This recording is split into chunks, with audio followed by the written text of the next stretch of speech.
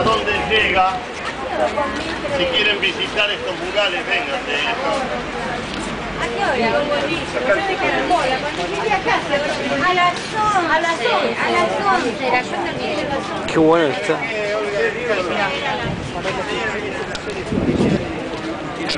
Y eso por acá. Maré, está buena la calle. Muy bien, con uno de los meses. Tranquilo. Uy, qué hermoso que está esto para quemarse.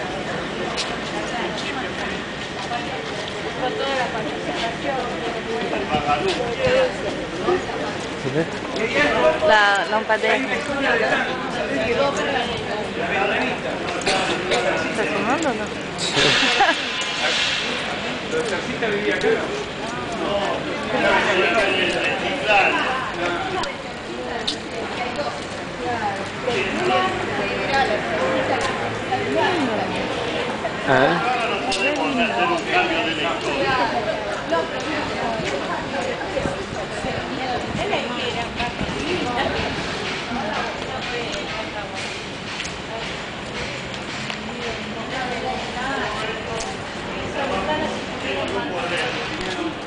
Pintor y restaurador don Justiniano García.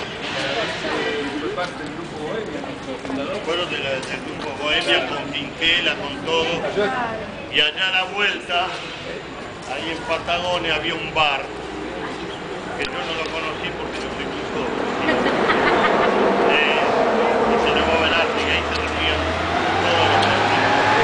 El grupo Bohemia organizó en la avenida Caseros el primer concurso de arte nocturno de la historia de Argentina.